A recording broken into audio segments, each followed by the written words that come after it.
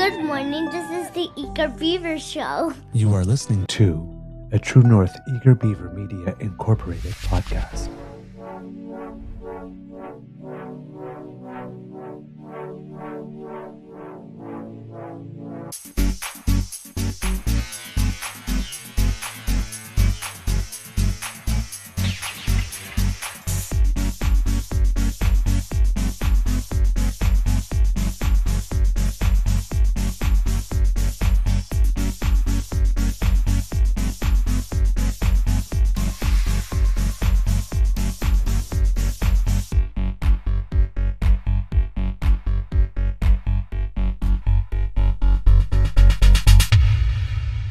True North Eager Beaver podcasts are proudly brought to you by our founding sponsors, the Miss V Mysteries from Corvid Moon Publishing, your source for science fiction, fantasy, and cozy mysteries featuring a broad diversity of characters.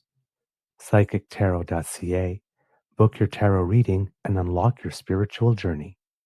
And the Pepper Master, hot pepper sauces made from farm-fresh ingredients to thrill your taste buds and expand your mind.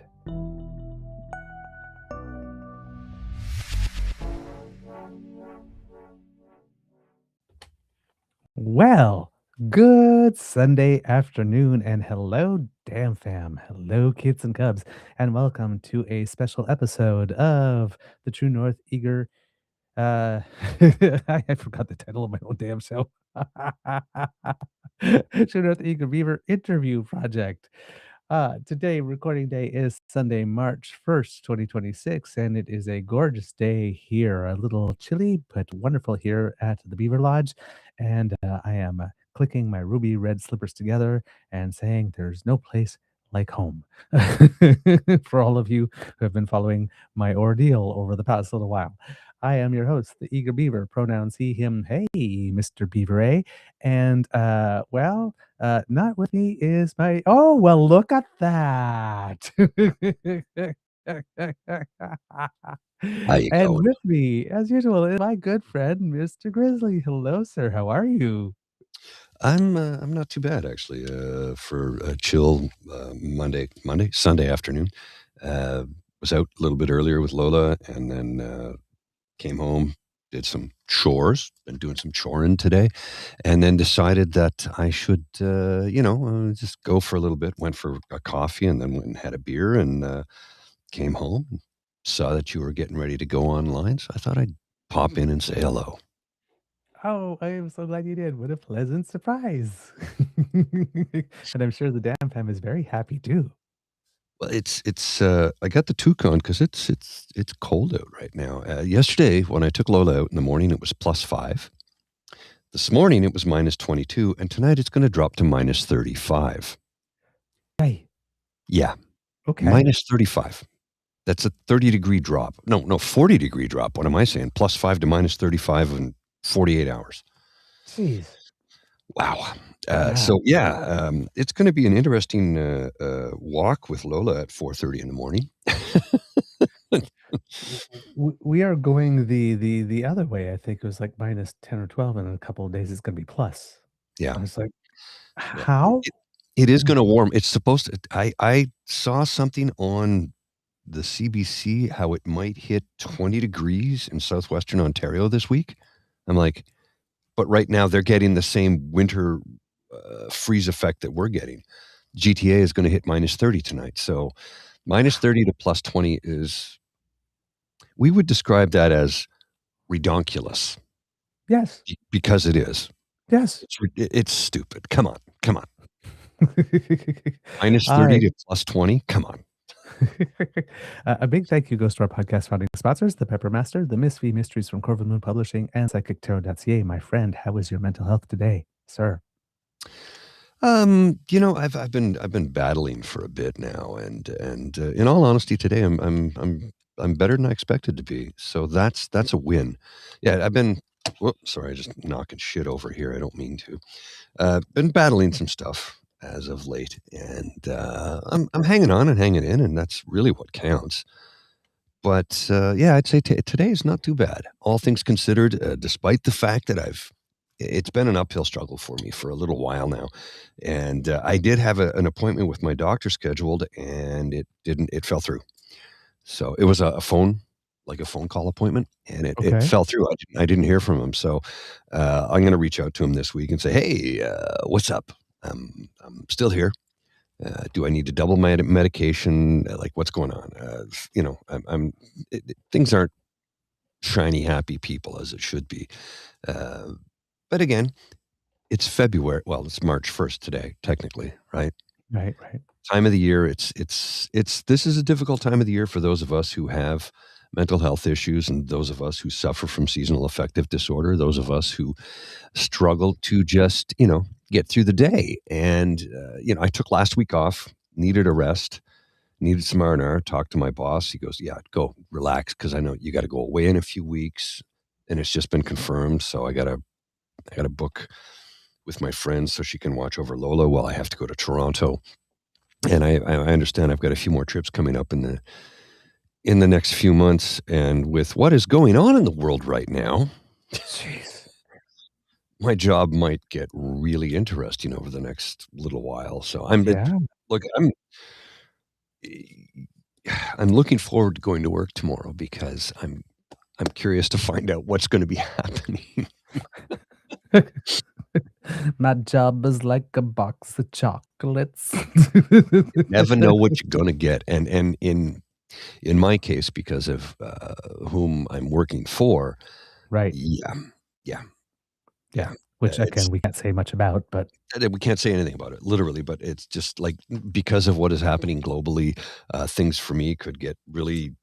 I might be on the road for a little bit. I don't know what's going to happen. We'll find out. It'll be cool either way. I'm excited to go to work tomorrow, which is not something most people say on a Sunday afternoon. yes, yes. Well, for my part, I'm keeping my beaver butt at home.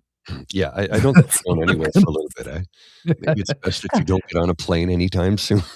First vacation in 6 years, like, come on. Well, I mean, Really?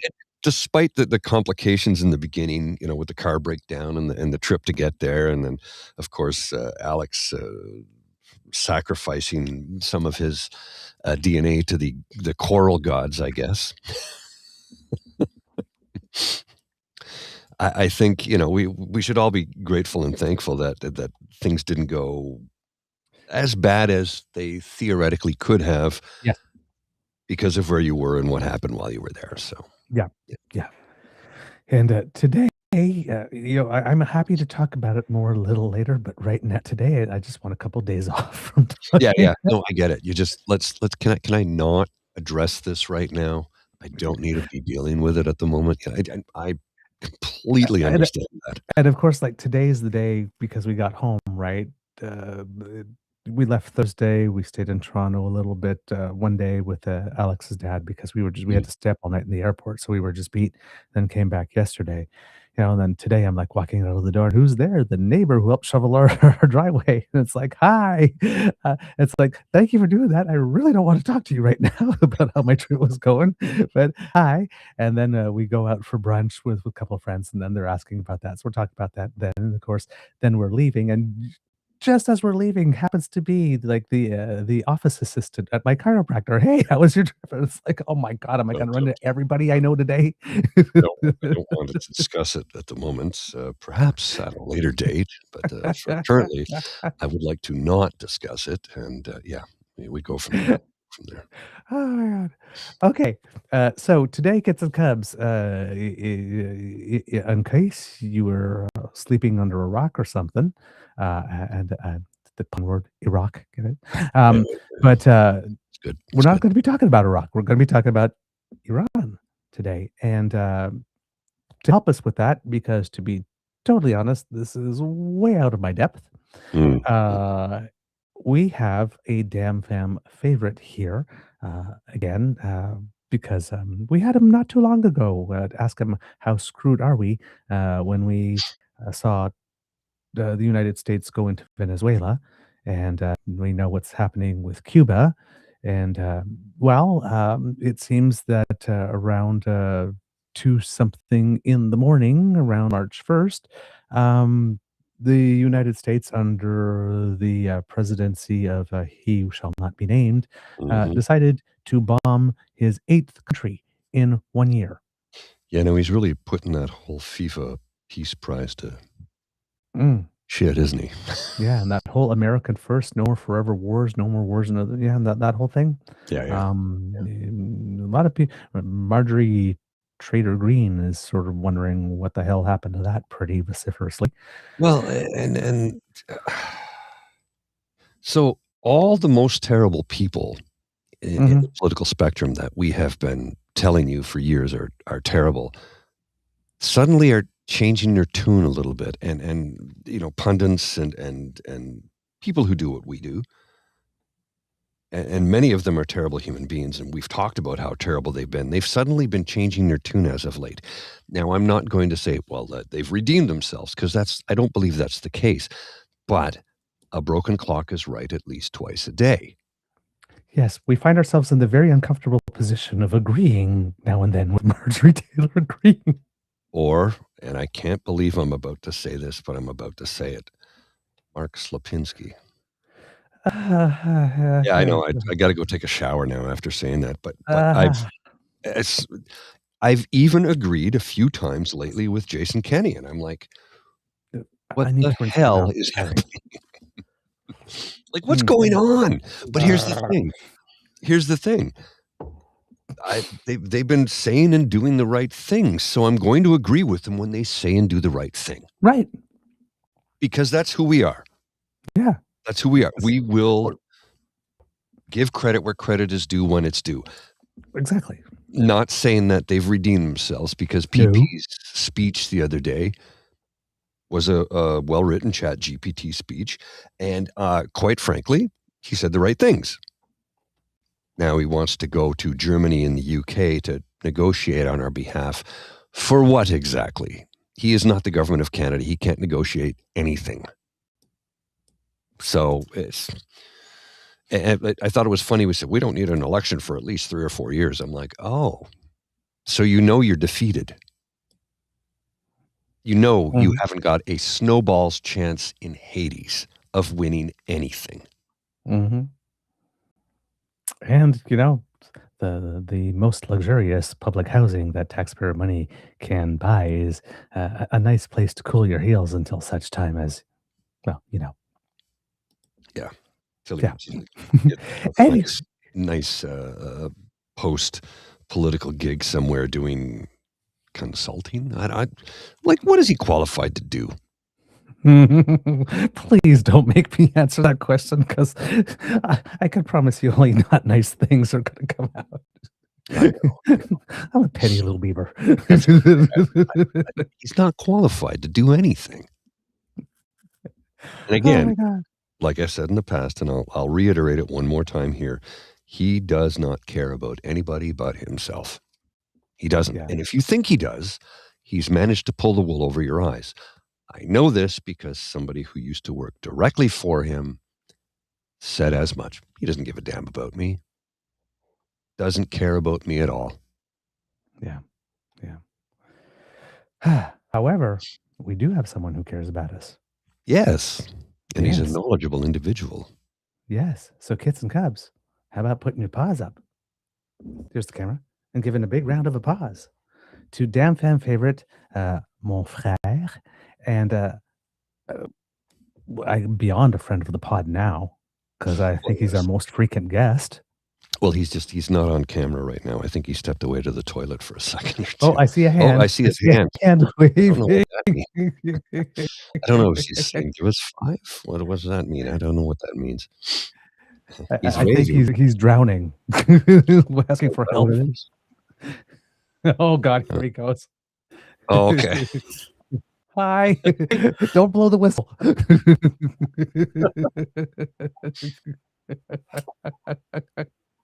Are we here now? Military history.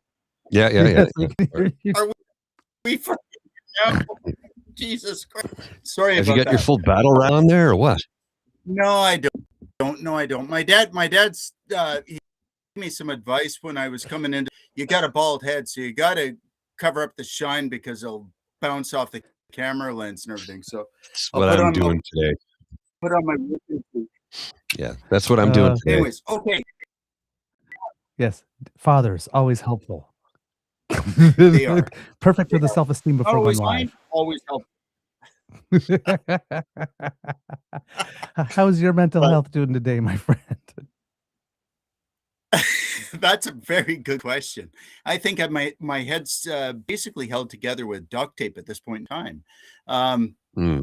Holy mackerel! This is. Oh, I talked to my short brother, version. and he gets PTSD when I talk to him. So I try not to talk too much and too sharply about these things. But with you guys, I'm going to vent. We're in for one hell of a ride right now. 2026 is what? We're what 9 weeks in. Yeah. And now we've already seen at least these two major war crimes happening within that space of time. 3, 4. I mean, you can count it if you want to look at Ukraine as well as Gaza and things like that. A whole pile of things are going on here at the same time. So we're in a very, very, very complicated situation. My mental health, I'm struggling with a lot of this stuff. And I tell the people that seem to like my missives that I put on the internet that like every day it feels like somebody wake up in the morning and somebody says good morning, popping you in the head with a ball peen hammer. Fun. It's not a fun time to exist. No, it's not. I'm a historian. Look at this stuff. I'm a military guy, so we try to find the dark humor in these things, but we're actually functionally an incredibly dangerous time. I spent most of today because I knew I was doing this. I thought I was doing it tomorrow, so I thought I'd have more time. But anyways, his sister came by and had a chat with my dad, and I said hi, bye, and I got back in here and I'm looking at all the reports, the movements, the shipping movements, looking at the oil stocks, looking at poly market, looking at the all the the pizza panel that tells you what's going on in the world. Dangerous course right now. For Canada, I will say this. Right now, for us, we're safe as churches right now. Mm-hmm. It just popped up on my feed when you guys were doing your intro that somebody came up and said that CS Montreal was part of this task force that is in the Middle East. It's not. It's alongside in Halifax. There are no at sea involved in this. Are there Canadians in the region? Of course. Are there Canadian military personnel in the region? Of course. Are we going to know anything about that? No, we are not, for very solid reasons. This last few days, we have seen the extension, the what did he call it? The Yeah, the Dunro doctrine. Oh my God. Yes. He basically what is happening now is we're seeing the last dying breath of an empire. Unfortunately, is also possibly. I mean, sorry, you could write this an argument. The most violent, most destructive, and perhaps the most lethal empire that has ever existed, including the Romans and everybody else. Well, even Genghis Khan. Oh yeah. Oh, really? Genghis Khan had a fucking objective. I'm sorry, I shouldn't swear. You can Genghis do that. Khan had an objective in what he was doing. When he used terror, he used it for a reason. He was trying to basically disarm the enemy that he was opposing in order to get them to him so that he could incorporate them into his empire. So if you went along with him, you're okay. What we're seeing now is nothing like that. What we're seeing now is like basically the United States in my limited, open source, and completely non-military engaged perspective, is that Americans are basically trying to hunker down all of the resources of power that they can use to maintain their dominance on the planet, which basically results in the petrodollar. About in the 1970s, when the United States decided they'd go off the gold standard because they couldn't do that anymore because they were starting to spend more than they were making, and they thought, okay, well, we can sell this by getting everybody else to basically dollar by riding on and allies and everything in order to stabilize our economy so we can maintain the big dog status. They are desperately trying to do that. That's what I see as, and this is just a theory. When I was looking through the notes I was making in the last couple of days, that's the theory that I'm coming up with. They're targeting of resource laden areas like Venezuela, like Nigeria, the Middle Canada. East, you know, and Canada and Alberta specifically, which is our problem, is what they're trying to do is lock down resource control so that no matter what happens in the rest of the world, no matter how bad their economy goes, no matter how much damage they're doing to themselves, they can still rock this out and say, well, we have the stuff you need, so you still have to. This is a shakedown. I wouldn't even say mafia, because I would say that Tony Soprano is probably a better guy than these dudes right now. Yeah. Yeah, there was, I mean, the Tony had fictional a character fucking Tony friend. Soprano. He also had a moral guide point too, to a certain degree, right? We don't have that here. No, he was like, no women, no children, right? Didn't they just blow up a school in Tehran? Yeah, I mean, that wasn't the United States that dropped that. That was the that was Israel.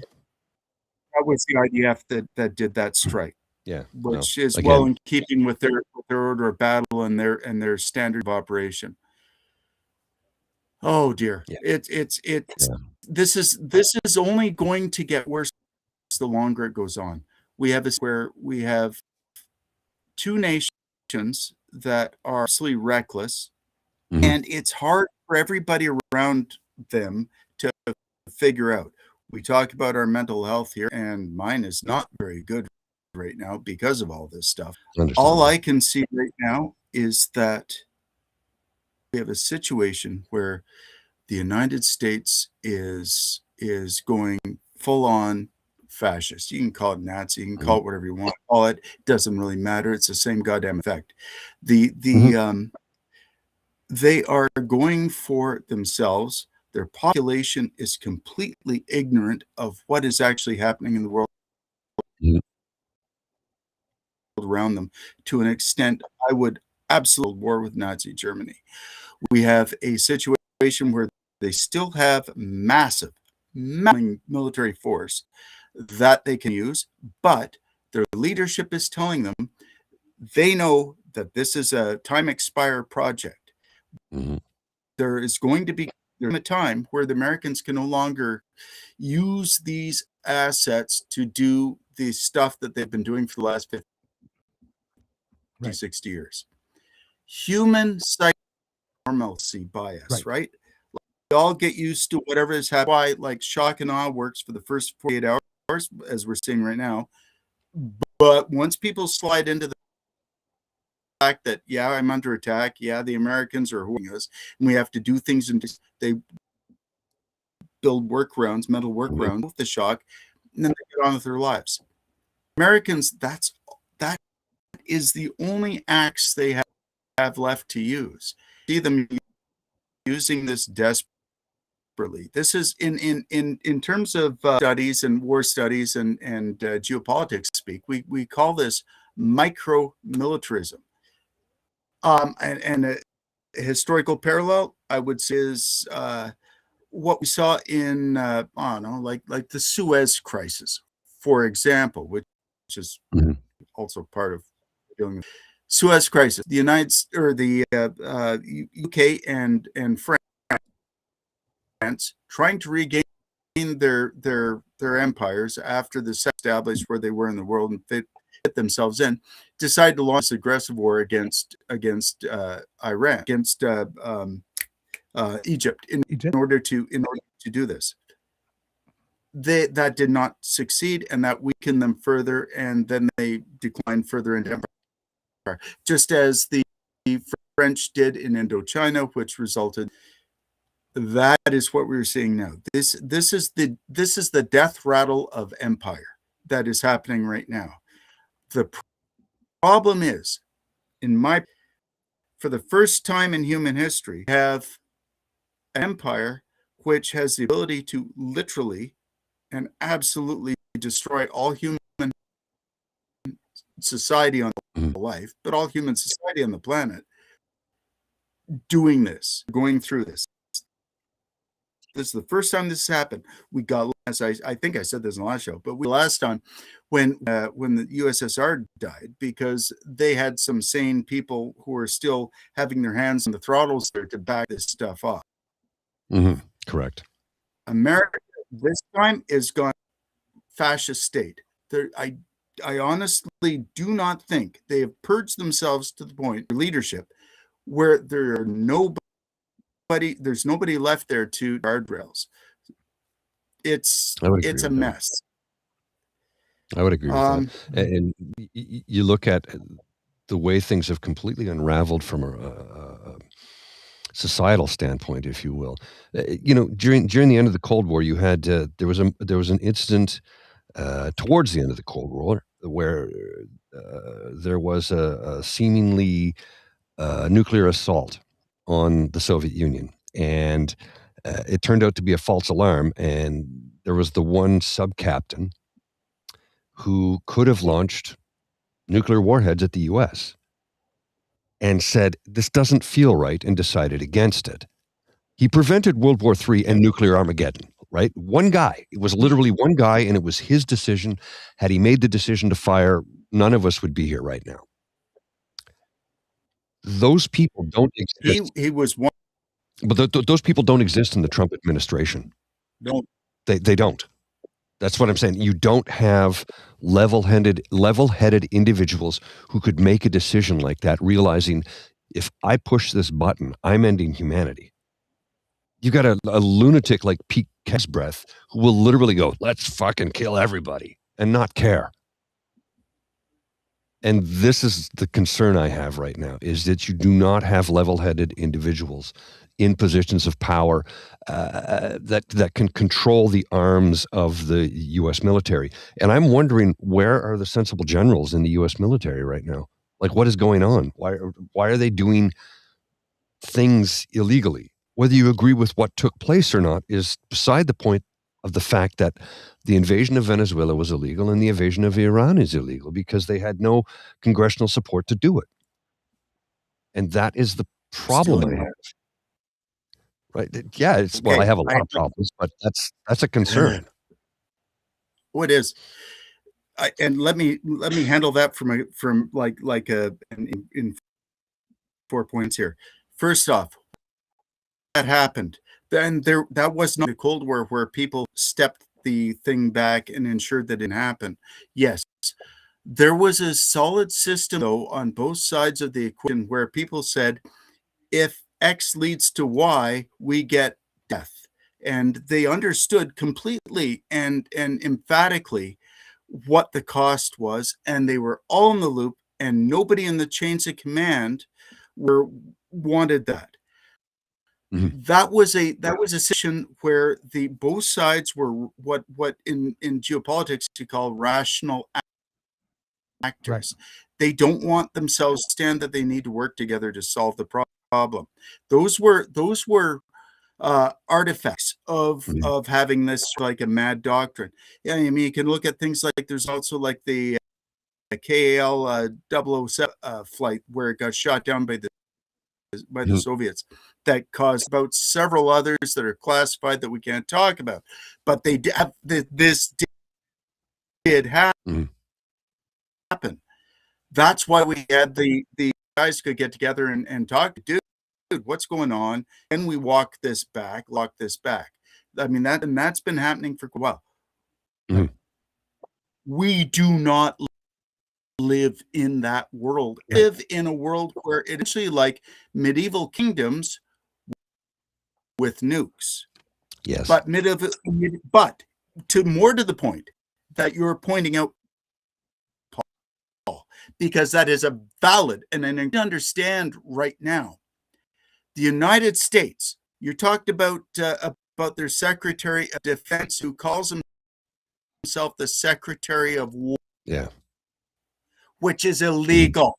It is not war. He's a friggin' Secretary of Defense. He has Deus Vult written on his.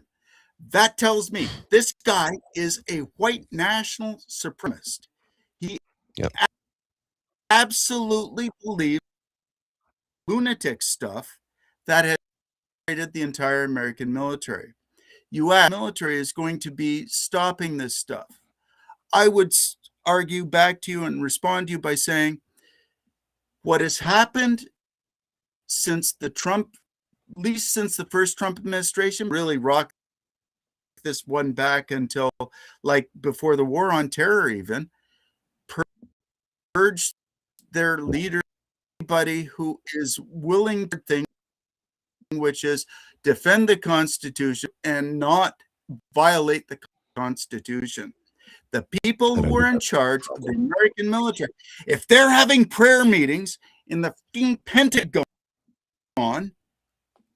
we are in a world of shit. Yeah, no, exactly. And you're right about that. They've purged so many level-headed individuals that were in the upper echelons of power in the military. They're gone. They've gotten rid of them. So if you were not a sycophant who would bow down to Trump and give him fealty and loyalty, you're out of there. So I think the individual that we're looking for, like that Russian sub-commander, as an example, is gone. It's gone. Like Schwarzkopf is gone.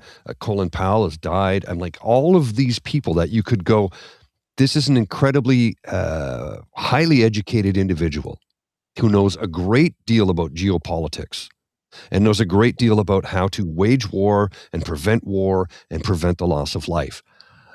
Those people don't exist anymore. They're all removed. They're all gone. And you have an insane commander-in-chief who will do whatever he feels like at a whim, or whatever Putin tells him to do. Yeah. Now, I'm talking about like the flag rank and up. So basically anybody from like a naval up, and I'm not including all naval captains or anybody at the lower ranks, but in the actual leadership, because our lot of American who absolutely are sickened by what they're doing. Which, okay, if you have a corrupt system, like let's a police force. Oops, did I just lose my contact? No, you're good. Yeah, we can hear you. Keep going. Am I there? Yeah. Okay. Yeah. In like, let's say you got a small town police force. You've got a horrible boss. There'll be a few people that go along with them. There'll be a lot of people that don't. That goes on for a few years. You get a system where younger people, organization, and everything, they come in with the best of intentions. They want to do the right thing. They want to be good people. They want to serve their king. You can do that for a bit, but when it comes into your organization, you cannot reform chaos from the end. Not take something like, let's be like the Stormliton, the brown shirts, or the SS. You cannot an organization like that from the inside if you got people who are good quality people on the inside trying to do it from the inside. They will either get fired or get arrested, or join the cause and get brain sucked into the matrix. That's the problem. The lower ranks, the people who are in the military who are now in harm's way, are not the people who are freaking responsible for this insanity. and it is complete frigging insanity. They have no end state to this. They have no idea of what the outcome is going to be. Why are they doing this? This is literally taking a handful of friggin' spaghetti and throwing it at the wall and hoping something sticks, so that did back home, so that we get past or get towards the midterms, which is another big, huge problem. I do not think that the midterms will happen. I do not think the midterms will happen because of everything that Trump has done, everything that we all outside of the United States, explain that in a second, understand about the situation in the United States. They functionally are going to be distracted by Trump. He's going to create a state of emergency. He's going to drag this show out here in the middle of a lot of American sailors, and so to ensure that he can say, well, you know, the world's going to hell and everybody hates us, and now we can't have an election. All right. Yeah. So he's going. So we are past that point where, and this is the thing that really, when I look at my beautiful colleagues and people that I talk to in the United States on Blue Sky and various websites, they do not understand that they're past the point of elections solving anything. Frigging way that elections are ever going to solve the problems in the United States now. They're full-on dictatorship. They're a full-on fascist dictatorship. And I would argue that, especially given AI, and there was a report on the AI with respect to, oh geez, I'll have to look it up and send you the link that I read a couple of days ago, looking at how AI is used here by the United States. Well, I mean, you just see what they did to that poor guy who was the USA hockey captain, and they created an AI video saying that he was saying horrible things about Canada. He's like, shit. Yeah. Well, they do that. Here's the thing about that one, right? If they do that to an actual American citizen who has won a gold medal, right? What are they going to do when it comes to any information about that election or this war? Did you watch it comes from the White House. They had that little thing that said AI generated there, but this was an American citizen who happens to play for a Canadian team. They put anti-Canadian language into his mouth so much that he has to back away from it. And that was one of their own who just brought glory to the United States with a gold medal. That's how they rewarded him. He's not one of their own. People in the United States that matter now are making north of $1 billion each. Yeah, that's pretty the much. People they care. Yeah. And he is. Everybody wealthy. else is. He's a wealthy man, but he's not a billionaire. No. Did you watch the State of the Union address? I couldn't do it. I couldn't do it. Not this time.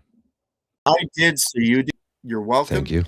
And I'm still working on doing that, but I watched the whole thing and I took notes of it with my dad.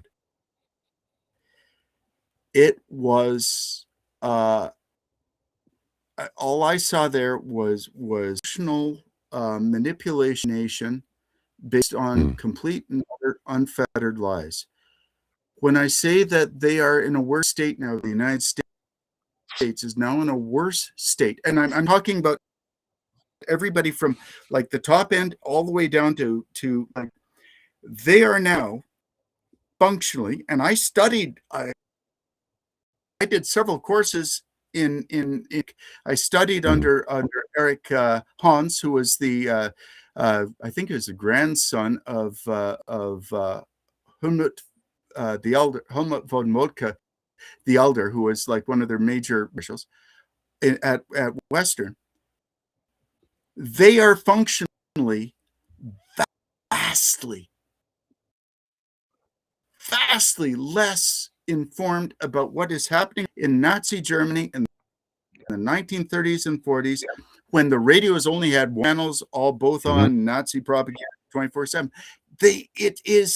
This is what or we are literally, I mean, I sound like I'm a crazy person, I think. No, because I agree with you. But we're literally living. I agree with you. I don't think you sound crazy at all, sir.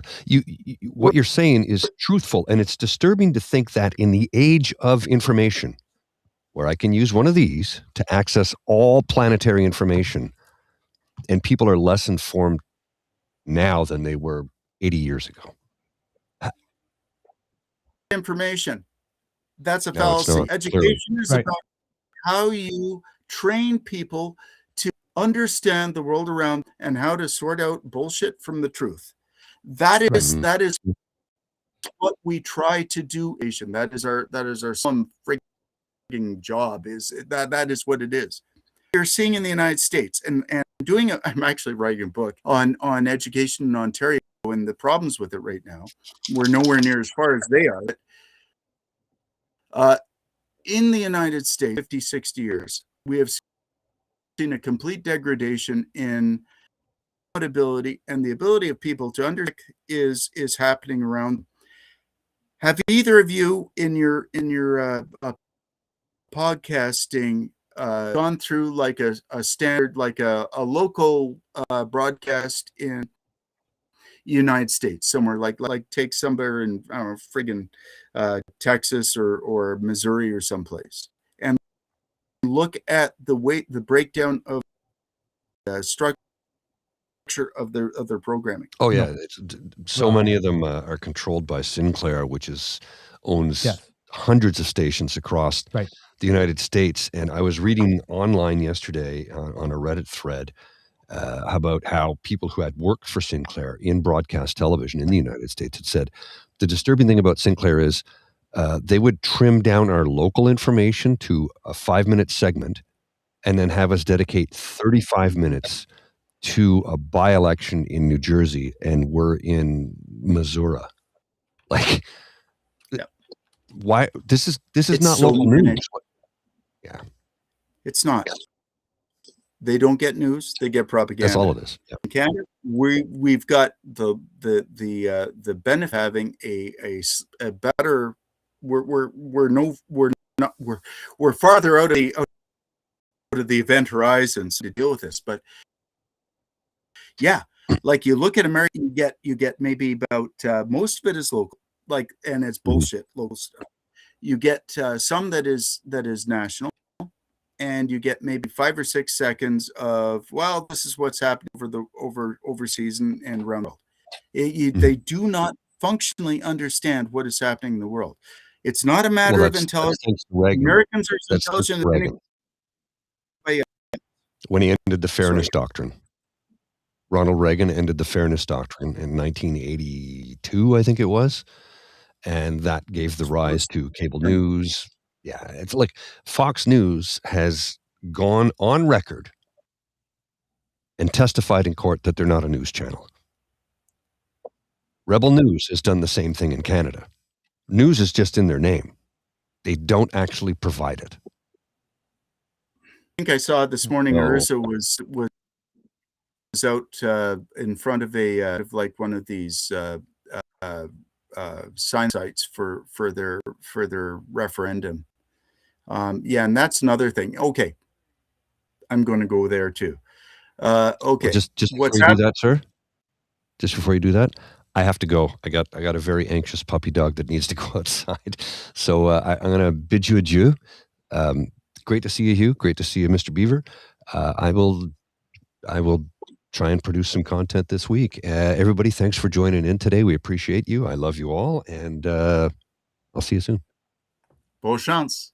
All right. Bye, sir. Lola was my first dog's name. Nice. She was a sheepoo. Give a All kiss right, for me. You were about to say something, Hugh. Oh yeah. I was. I think Mr. Grizzly was talking about Fox News and how it.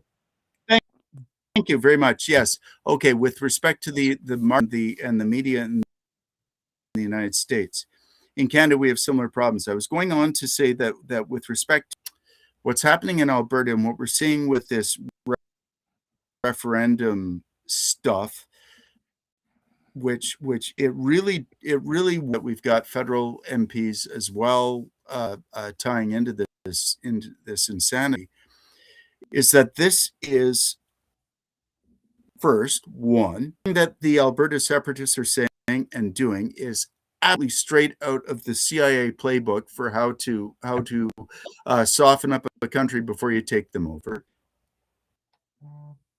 These people are quislings, have no base. This is completely astroturfed, and I am beside myself shocked that or I'm not surprised, but I'm disgusted that I'm seeing the federal Conservative Party going all in on this stuff, or at least not backing away from it as far and hard as JJ needs to be removed from the party.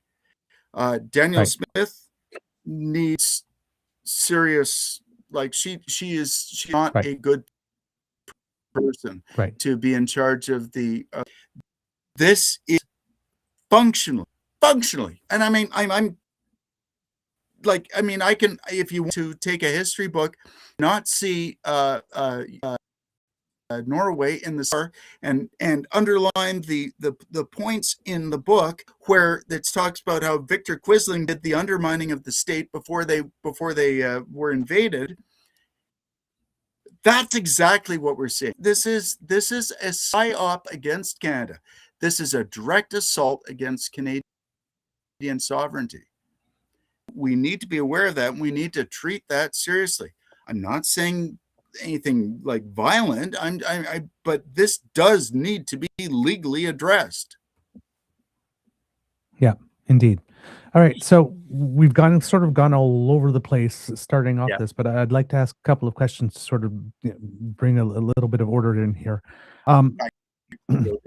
This all stuff started to happen, and this is not like the last time that there were strikes where allegedly they went in to take out the nuclear program and it was strategic, it was surgical, and then Trump told us that everything was obliterated and all that kind of stuff. The premise for going in to control or to stop the Iranians from having a nuclear program, that rationale doesn't hold anymore because, according to what the United States says, it was obliterated. And not too long ago, Rubio was out delivering a speech maintaining that that was indeed the case. So they are there for an entirely different reason. I'm pretty sure that from what I've been reading or whatnot, Trump has basically said outright the goal here was indeed regime change. And they did take out Ayatollah Khamenei in this here. So the first thing I would want to ask you, so that you can give some clarity, that Khamenei is gone. Does that mean regime change? No. All right. Why is that? Okay. There has never been a situation where air power, like strategic air power, which is what the Americans and the Israelis, has ever led to a regime change. If you go back to the beginning of air power in the First World War and the Second World War, all it does is you get people scared and you kill people in the first few hours, but then everybody locks in, they get used to the routine, back to a new normal, and you carry on. Most people, when faced with an outside threat, you can hate your brother as much as you like, and you guys can be beating each other's teeth out in the backyard all the time. And challenges you kind of tend to, and go on the offensive. That's essentially what's happening here. All what is happening is a demonstration. I think that the political messaging target of this is not even the Middle East. I think it is mostly Trump doing two things at the same time. One, he reported home somehow. He can't do that by doing C because he's no good at that. So what he's doing is he's using an offshore adventure, as many presidents have done, in both parties, in order to rally around the flag. it. Right.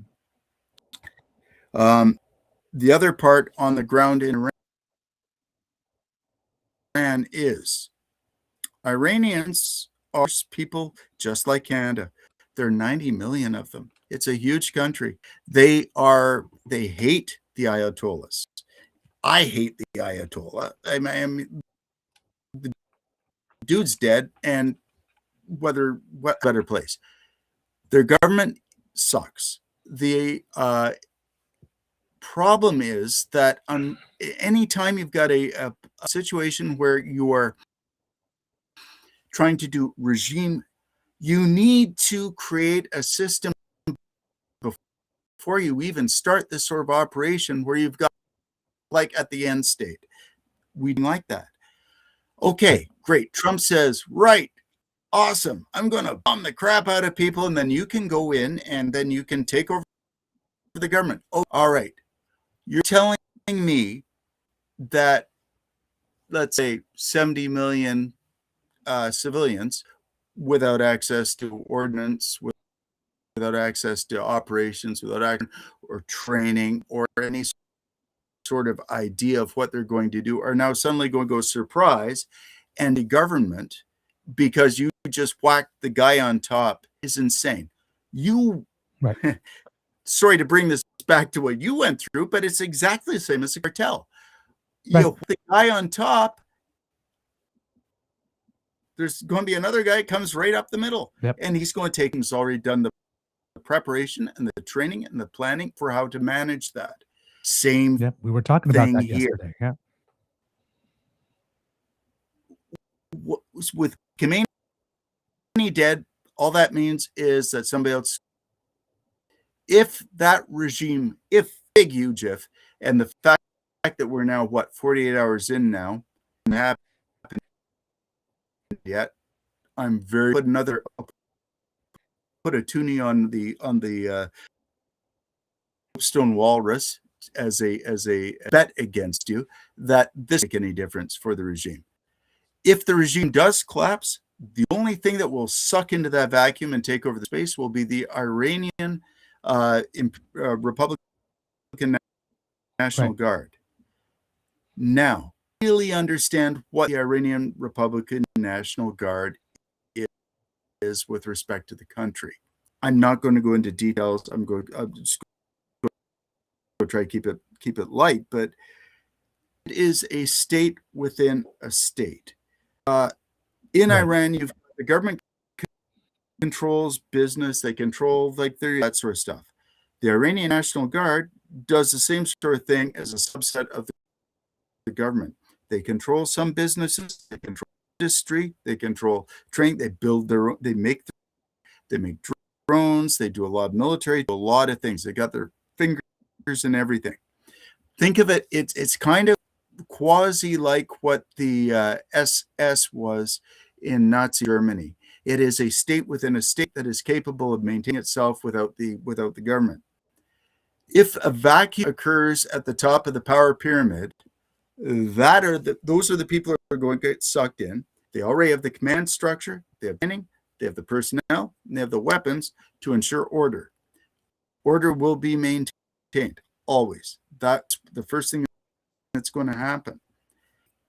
So this idea that you can just take out people and to solve problems is not going to be effective. Okay. In my readings of this, because again, it's the same thing as what happened to me in Mexico. It's hard to know what's real, what's not. The same caveat that I keep on giving within the first 72 hours, and perhaps even in this case, the first week, maybe in the first two, pretty much this is prime time for people that have their own agendas to come in with misinformation, to come in with a hot take that is really not helpful.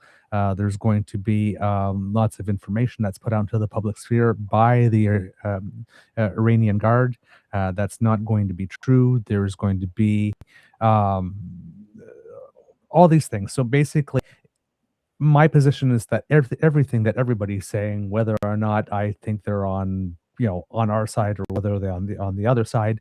It's really for domestic consumption, and we should not take any one of those storylines and hold it as the one that we measure everything else against yet, because there's just way too much to happen. And given the potential effects of spillover of this particular thing, because it's not surgical like that, it's not just going to be a 1 or 2 day thing and then things are going to calm down for a bit. This has the potential to go on for quite a while. So I've been seeing things that I do not know if they're true or not, but I've seen things that sort of indicate some spillover into the United Arab Emirates. I've seen some things that seem to indicate some spillover that Iran would be attacking oil operations in other nations. I think Urfil was one or something like that. I don't know if these things are true, so I'm not going to claim them as a fact. I have been hearing as a fact that this has been verified that the Saudi royal family, even though they are supposed to be an enemy of Iran, as we say, nations don't have friends, they have interests, but they also don't have enemies. They have stability or things that they would like to maintain. So counterintuitively, the Saudi royal family is like, no, do not take out Iran, because whatever was happening in Iran was keeping things stable in Saudi Arabia. Now there's a fear that there might be a war within the royal family structure, whatnot, for supremacy there as a result of that. Because if Iran is taken out, and right now you sort of have those Gulf states that sort of have peace-ish situation with Israel. If Iran's not there anymore, then Israel might turn their sights on them. So you have the Qatar and United Arab Emirates and Saudi Arabia and Bahrain and all of them, right? It may spill into there. So I'm just like looking at this potential for spillover. If you're, Yemen might start bombing in the Strait of Hormuz, and then you might have a situation with oil again. And if they're taking out oil rigs as well as blocking the strait, there's like so much that can happen as a result of this. France is involved in some way. Other nations are involved. Our prime minister says that we are not going to be, we had no involvement in the planning and anything like that. So we are not going to be participating in any way. As we were coming on to this, I'm seeing here from CBC, Canadian military is likely involved in the planning U.S. strikes on Iran, retired general says. Even though the prime minister says that wasn't the case. This has the potential to be so much more than just what the headline is in the first 48 hours. The repercussions for many other nations can be huge. A hilarious statement from Putin saying, "Oh my God, I can't believe you did this. This is an illegal war with like an illegal invasion and going into the country." And it's like, dude, have you smelt yourself lately? Right? With what's going on in Ukraine. But I mean, surely Putin can't be too happy because Iran was kind of they were helping each other. Right? Iran was making the drones that Russia is using. So, and then Ukraine is like, Russia is now vowing, some type of like these horror attacks throughout, other places. Even in the United States, one could foresee potentially, more not domestic terrorism necessarily, but terrorism on U.S. soil a bit around the time of like 9/11, that type of stuff, because the IRGC has tentacles. Every IGRC or IRGC, I can't remember. I always mix it up, the order of the letters in that. But they have tentacles everywhere, and because they have the power to coerce and all that kind of stuff, there may be, you do this for us, or grandma over here in the home country gets it, right? There's just so much potential, and my mind is not even, I'm a pretty creative guy, and my mind isn't even creative enough to think of like all the ways that this could spill over. So when there's a lot of people going like, if World War III technically did get a soft start a while ago, like this is the moment. There's no doubt now. So what are your thoughts here about like all the, I know I've like thrown a lot at you, but potential spillover, how it can affect oil, how it can affect stability in the Gulf states, all those other, the royal family in Saudi, all this kind of stuff, all the various emirs in the United Arab Emirates, because they're just like there's a power the Ayatollah's gone, if the IRC can come in and there's a power structure there, there could be an opportunity in the United Arab Emirates for different areas to say, hey, you know, like they're doing that here. Maybe this is my opportunity to take the top here. There's just so much going on. And this can get really bad, like really quickly, because you don't have those guardrails like you were talking about. And there's nobody saying, whoa. And a lot of people might be thinking, hey, this is my chance. Let's go now. Or everybody else is doing it. So, pardon my language, but fuck it, let's do it too. Right? Because never let a crisis go to waste, right? I'm not going to be your emotional support Canadian. Because I'm not asking. I want you to give me the real deal. No, I'm serious, because like what you're saying is the optimistic end of it. God. Is vastly worse. Has World War III means? I'm very confident that this is it. Okay, let's do the military breakdown first. Okay, I'm okay. If I tackle this, and I've got a book here because I've been working on this all day. I'll try to do this, and I'll try and make it short because I know. Okay, I ran this for about 45 years. They have been building drones. They've been supplying Russia with drones. We have the Shahed drones down pat and basic, and they're as they can, and they can build them in a crash program at this point, even under attack. They can likely, estimates that I'm seeing from military sources are saying about 500 per day. Okay. Currently, at the beginning of this mess, they had 80,000 Shahed they could sortie. Okay, let's do a cost breakdown before we get anything else. An aircraft, a missile is expensive. A drone, not so much, but some are not expensive as things either. Standard missile Mark II, or even like the newer ones, the 3s and the Block 2s and things like that. The air into the naval assets that are in the Gulf right now, they're the weapons. The longer range. The SM2s can actually up almost to outside of atmosphere. Cost $5 to $7 million per shot. Okay. Round. Every one you fire, that's $7 million. Goodbye. The Patriot batteries that they're firing off all the time that you're seeing on the news, if you're doom scrolling the news, they're, and I'll be generous and say they're on the low side about $10 million per shot. The THAAD rounds, the THAAD missiles that are used for a lot of the interceptable intermediate range ballistic missiles, the Shahed 2s that the Iranians are throwing in at it's limitedly. We haven't seen their full capability yet, and that depends on if the Americans and the Israelis are able to hit all their launch sites. Cost 10 to 15. The Fa-2, which is their big missile, their hyper that's doing a lot of the damage, they cost $200,000 per round. Okay. Which is about the cost. It's a little bit more than one of their Shahed drones, microscopic compared to the interceptors. Intercept vastly more than it does to shoot them. Based on the 12-day war, I did just like a little cost calculation. Based on the 12-day war, which online you look at it, it says they got about an 86% hit rate, but that's because they were that they thought would overshoot and everything, was about 86%. So you're looking at an average for the targets that they're trying to defend about 2 or 3 maybe interceptors per shoot down. So that's like of several millions of dollars per intercept of a $200,000 car that's coming at you.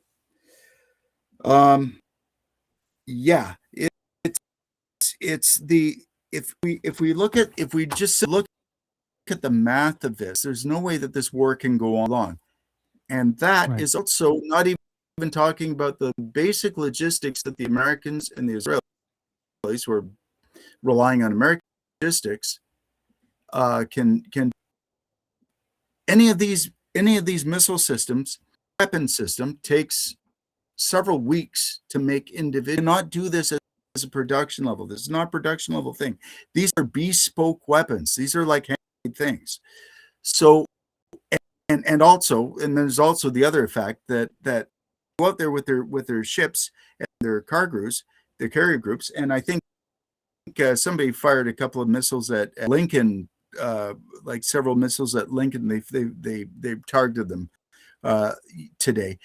That's not a big deal. Lincoln can absolutely, will absolutely be able to intercept 100%. The problem is the pacing, the ratio, and because they only have a limited number of rounds they can shoot. When those ships, individual ships, their destroyers are out around, they have to get the heck out of the combat, go back to a base and resupply along shore. They can't do this at sea. So their time expired. They are working on an incredibly narrow window of anything that they're trying to do. This is not going to be slow, though. So we're going to see some very strange things happening. I don't even know how this is going to look. And right now, so far, as just before I got online here and was trying to figure out how the damn computer thing worked, there were 11 countries hit. 2 hits in Cyprus. On alert, but that's because no, that wasn't done to hurt it. That was just done to basically tell to back off it, because we know that you're doing operations in the region. British are not so far not helping them, but that was basically an FU. But and 90 drone, I think today, 5th Fleet in the Middle East, within their major strategic base is trashed. They got a whole pile of stuff coming in. We saw some of that on television, but that was just the stuff that they allowed onto the video. The base as experiencing lots of civilians targets hit, of course. The bases are on fire. The USAF bases that they're seeing out of have been hit. Jordan, 36 missiles. Qatar, about 66 missiles, and a whole pile of drones are going into strategic sites there.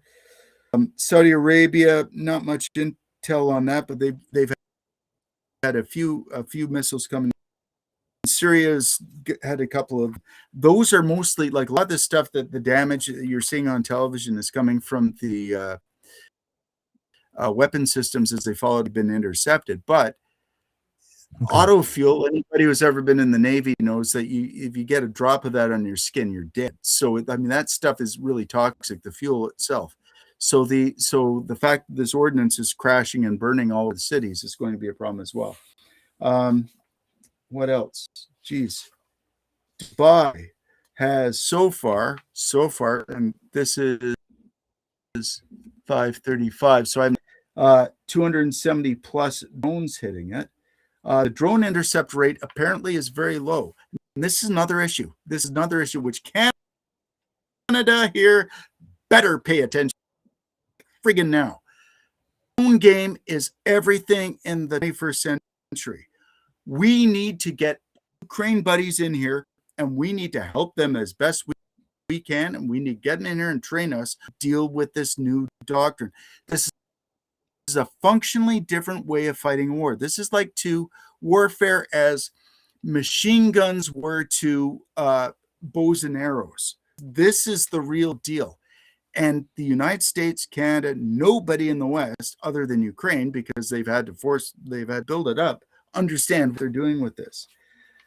Those things are like, so the drone intercepts rates are low. We saw a couple of drones. We're talking, they're basically flying at the pace of a Cessna 150, like maybe about 150 kilometers an hour, and screaming into the American. They couldn't intercept those to their base, to their headquarters. That tells me that they got some serious defensive problems going on. The Abu Dhabi, the military got hit with 2 drones about 3 hours ago. Dubai,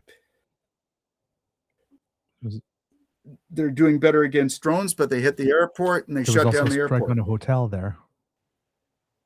Yeah, and they also hit. Well, they hit the hotel. I think they did that more as a point of. I would be surprised by the end of this shit show if the that big huge tower, the Burj Khalifa, is still standing by the end of this, because that's just an eyesore anyway.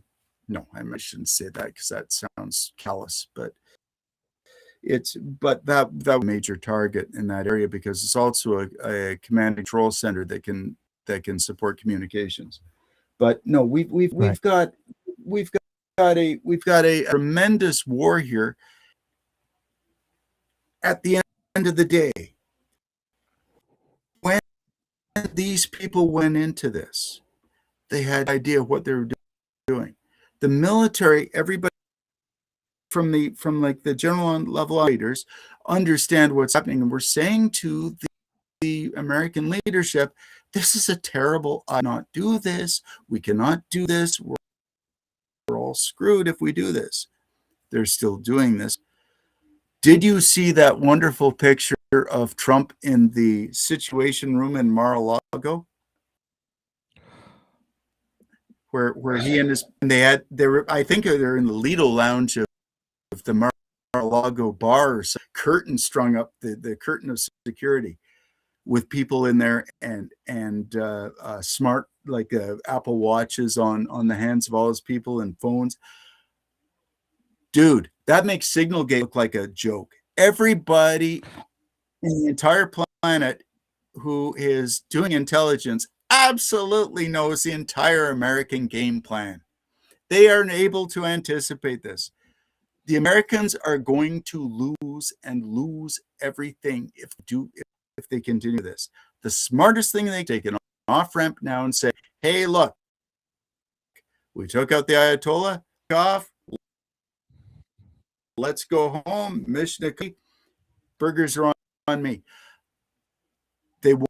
Well, no, because now there's like a naval base in Bahrain that's been hit, and there's at least 3 dead and 3 military officers in Kuwait. So once you start taking American lives and affecting American base, the Americans can't actually walk away. And a lot of people have been describing this as the situation where like Trump, like the bully on the schoolyard, like that punches somebody and everybody start fighting, and then he would like walk away and then let everybody keep fighting. But now he can't do that. You can't attack U.S. military installations and be the president of the United States and walk away. No. So he's got himself into a fight that he doesn't know. I would say this, that you don't ever fight a war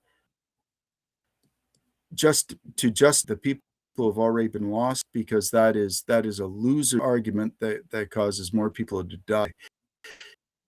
You have to be the big person to say, we need to back off. We need to do something different. That's not going to happen here. These people are like, I don't know. Like, I mean, my head is exploding with the stupidity coming out of the States right now. I am looking around the world, and I am seeing a situation that I functionally think is, and I am hoping, and as I say online, I mean, I really, really hope that I am completely just out of my mind, not understanding this, but I really think it's close to a global war since about 1939. This is the deep crap. I don't know how we get out of it, but I will say this, with respect, bringing it back to Canada, my only hope for this, because this is happening and the American eye of Sauron is pointed towards someone else right now, it buys us a bit more time to get our crap together so that we can defend ourselves against this. Yeah, I was literally going to ask you that. Yeah. Because the last time you were on the show, you predicted it would be And sometime by August. And I was wondering, well, now that this is happening and it's bigger than, what they think they're going to be and they won't be able to control it, does that buy us some time, or is the August date delayed? August was basically, that was just a guess based on the weather and the at the time and the global geopolitical situation. I don't know. Maybe it'll be next year. Maybe it'll be a couple years. Let's hope we can kick the can down. And people are criticizing Carney right now for saying what he did, what's going on in Iran. Need to really get their heads together and not criticize that, because he did the absolute bare frigging floor minimum to ensure that Canada can maintain an evil approach with the Americans while not committing to anything. We cannot be involved with this. We're not going to be involved with this. Nobody wants, no American really wants to be involved with this. So he did the best thing he could. But are we? I don't know. Timing's like I don't know. Everything that's happened since this has surprised me with its speed and how things go. We're dealing with completely erratic people. And when you're dealing with people who are incoherent, difficult to understand or predict what their next steps will be. And it seems like the United States is not a country that we can in any meaningful way rationally now communicate with or try to negotiate. It's dangerous.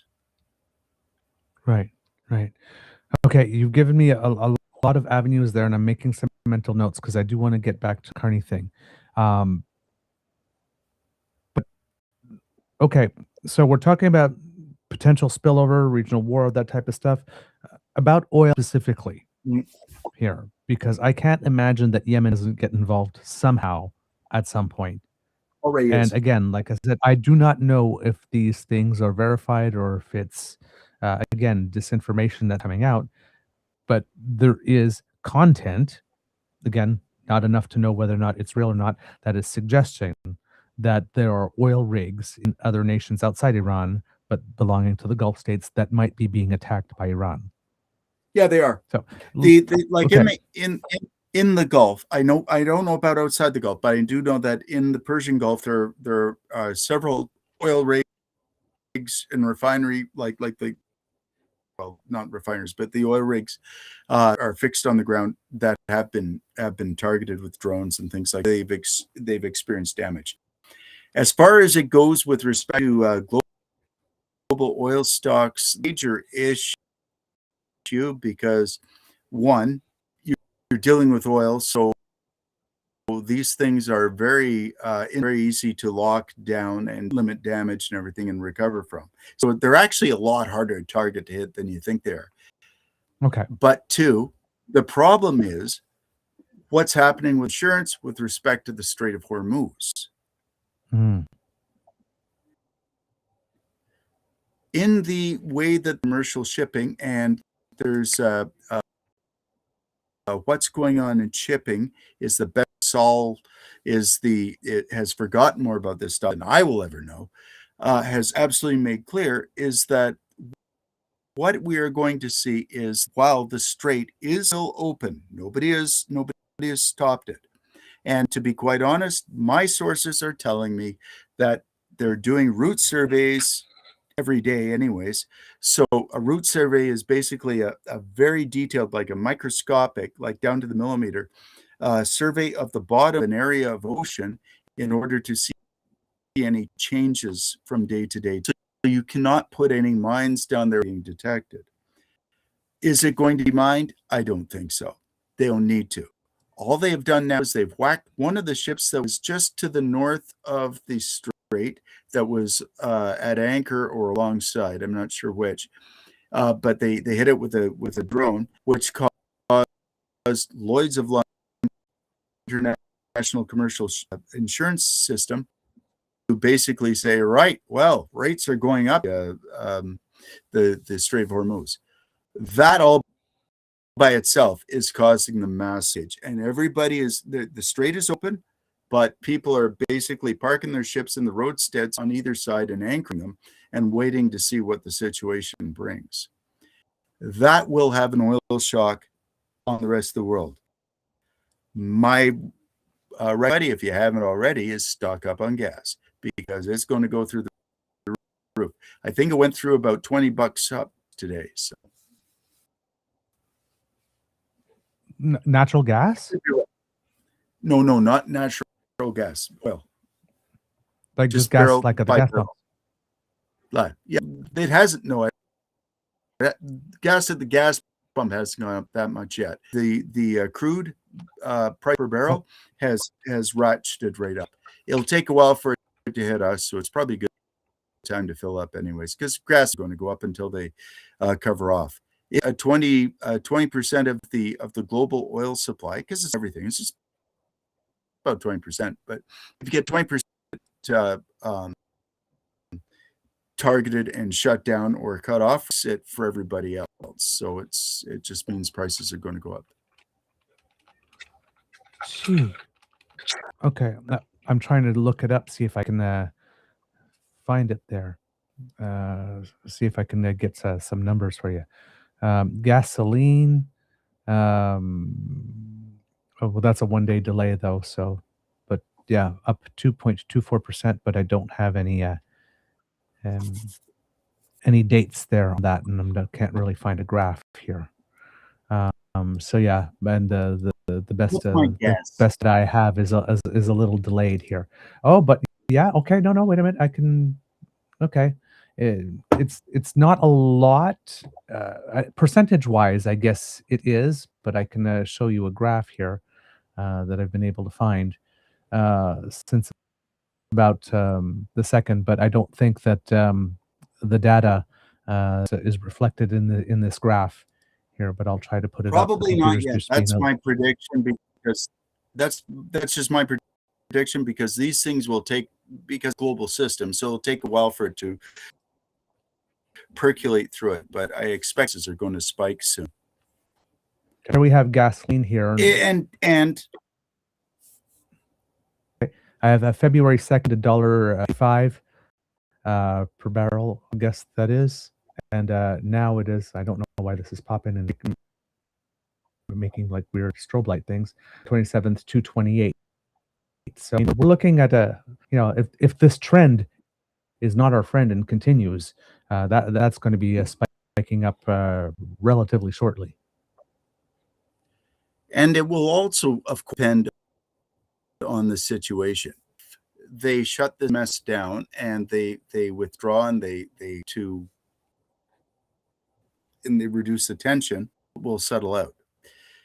If this, and it looks like based on, and I haven't seen what Trump said today, but based on the American government yesterday, it looks like they're going to settle in for a long fight here. If that happens, then we're going to see it getting much worse. Here's another thought, though, if you want it. Yeah, please lay it on me, brother. China is watching this incredibly closely. China is still able to get all their ships through the Gulf because the Gulf is not closed to China, and because nobody's going to be shooting at them. So and as of yesterday, they still haven't made a formal statement. They're waiting and they're seeing what happen, because nobody knows what the hell the lunatic down in Washington's going to do. Gets into this game interesting very fast. China is not stupid. China is not evil, as well. I mean, more or less evil as any other state. I mean, they can do horrible things as well. But what they are rational actors, so they're trying to do the best for their situation. If they view this, they can do this, and they've got some options here that if I was Chinese and I'd be looking at this as a military officer, I'd be thinking to myself, okay, one, we have a chance to really mess with the American economy even more than it already is, without us having our fingerprints on the actual problem. Right. We can manipulate things in order to make it work for them, in order to improve our position. Two, what America's doing is giving us latitude for what we our theater of operations with respect to the Southeast Asia, Taiwan, Japan, things like that. Three, tactically or operationally, I guess it would be, this means that the entire American war's interceptor missiles that they need to do operations against China is going to be vastly depleted when China decides to do something. So this is a win-win-win for China. Russia is a weak hand. Russia has a weak hand. Right. We call Russia our boogies. They are the horrible people. I would call them orcs because I'm a fellow. But the in Ukraine, but they can still use this to manipulation as well. This is giving them some different latitude as well. Split, which they have generated, because I think I can't prove it, so it's just speculation from me, that they've had a hand in how the American situation is going right now. But this gives them opportunity to maximize the instability and the lack of in the world, to manipulate that in other areas other than Ukraine. I'm not expecting Russia to fire a whole pile of assets down to Iran to deal with this, because they are maxing what they're trying to do in Ukraine. Don't think they're going to be successful at that. But it's also some wiggle room and some avenues that they can use to make further monkey shines with the rest of the world. So there's absolutely, in the last 72 hours, that is good for anybody. Okay. Getting to Canada, Prime Minister issued a statement and caused a lot of people to react. Again, I'm the type of person, as I mentioned, not really a big fan of the hot take in the first little bit, but this is what was initially said, probably before the school was bombed. That says, and the title of this is Statement by Prime Minister Carney and Minister Anand on the Situation in the Middle East. Now, I will put my bias up front here, and I've said it all on the show. When it comes to statements like this, I'm a big fan of all the words someone said matter, and only the words that someone said matter. So we can't add or omit any of our own into the statement. And I'm watching a lot of interpretations of this, that some of them are bad faith, in the sense that there are people, right or left, who do not want the prime minister to succeed. So they're looking at this and said, well, he said he would stand up, lead by example, and all the kind of stuff. Well, look at him supporting the strikes. And then you have other people saying, like, why is he not, standing with the United States? Iran is such a terrible nation, and we don't have a great relationship with Iran. We don't have an active embassy. Harper closed that when we had some, troubles with them. And then there was the downing of the plane that happened a few years ago, and we have not been able to get much help with the investigation with that, because again, we do not have diplomatic relations there, and nothing that we can work. So, I mean, we've had our issues with Iran for quite some time now, so well over a decade now, for sure. We are not friends in any way, shape, or form. And would like, we've seen the Conservatives for the longest time asking to put the Revolutionary Guard on the terrorist list, and we pointed out, ironically, that there was a time when the Conservatives were power, the Liberals were asking them to do that, and the Conservatives didn't do that. Now we have, as a result of all that pressure and whatnot. But it's like the conservatives didn't want to do it when they were in power, and the liberals were asking them to. And then when the liberals were in power, they didn't want to do it. The conservatives were asking to. And it's this lovely dance that we've been doing here for a while, because one, the Guard is so huge that if you sanctioned everyone, right, it would be really hard to enforce. But you'd also be sanctioning some people who, I mean, they've got no choice but to join the Revolutionary Guard because they kill you if you say no, right? And you've seen the protests. They're not adverse to taking out 1,000 people in one day, right? So there's only so much latitude that the people of Iran can have when they want to oppose or say, no, I don't want to join. It's almost like, again, the cartels in Mexico, right? It's got a lot of people kidnapped. You either help me with my cartel work or we kill you, right? And it's like, they're not willing participants here, right? Even though the overall structure really is, because it's well financed and it's organized to maintain itself and sustain itself. Not everybody that's participating is actually a willing participant. It's not like they woke up this morning and say, hey, I want to join the Revolutionary Guard, or I want to join a cartel, right? Something happened to them and now they're a part of it. But they are on the list now because we've done that. So I'm reading this and I'm trying to pay attention to only the words that are said and not trying to interpret them. So if like you're predisposed to not liking the prime minister, you can read this and say, well, see, he didn't live up to what he said in Davos. And then other people are trying to like maybe reinterpret it to saying, yes, this is exactly what he said in Davos.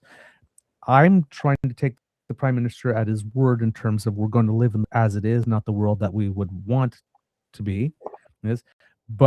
And while we do need to stand up to bullies, it would be silly to suggest that we don't have to mind our own interests too. And we do live right door to the United States. And it's not like this is an opportunity to take a moralistic stand, poke the United States in the eye here. There's a lot of people that would like to see that. I was having a conversation with someone. Could we first take some time to point out that this is an illegal war that's not sanctioned? Yes, we could, but I'm pretty sure that Donald Trump and Netanyahu were quite aware of that before they decided to go ahead anyway. So I mean, we hate to make ourselves feel good and take a stance on the world, but what good is that going to do? Like that and a quarter won't even buy us a cup of coffee anywhere, right? That's we take the obvious, but it's like this is not going to help us.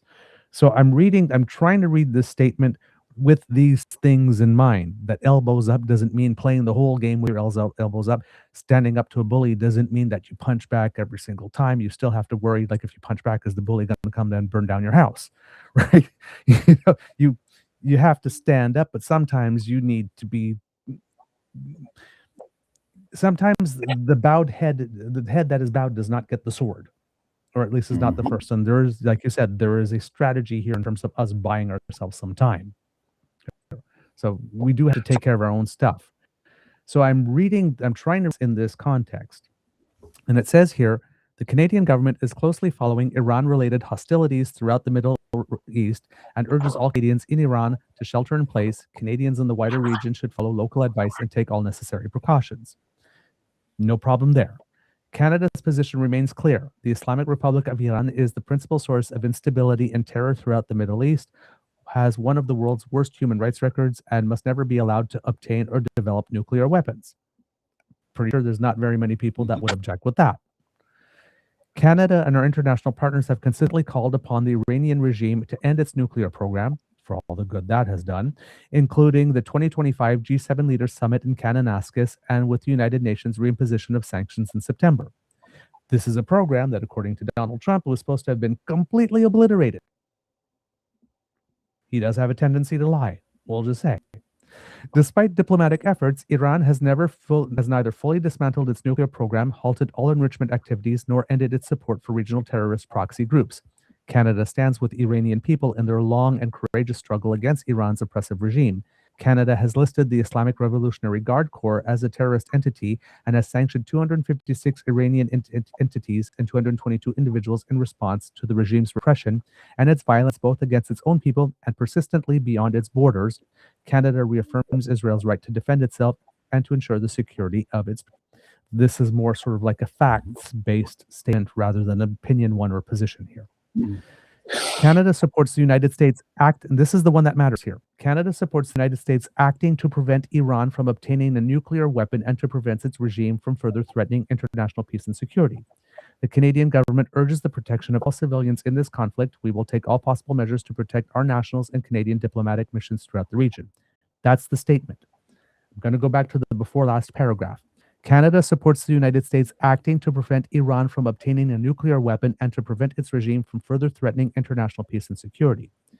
If I take that statement and then I take the statement of Donald Trump that says that the nuclear program has been completely obliterated, and Marco Rubio saying a couple of weeks ago that is indeed the case, all of this seems to be directed to Iran producing or acquiring nuclear weapons. There is no support specifically for the strikes. And the overall context here from the United States is that this thing here going on right now has nothing to do with preventing Iran from getting a nuclear weapon, even though they keep putting that into the mix there based on previous statements. So basically, we are saying something, it's almost like saying the president has been transactional. We're saying something that appears like support, but it's not actually support, and it's support for something that the United States claims has already been taken care of. In terms of, and our Prime Minister, I know, is very good with words and strategy. So that's what I'm seeing when I see this. Am I off the mark? No, you're not. Hang on. Somebody's pissed off. There we go. Okay. No. And you got it like a political strategist, because that is probably the most rational and smartest way to the situation right now. I mean, I could disagree, that's but very I can't, kind, because this is not my domain. Exactly on track. Where was Carney when he said that? In India.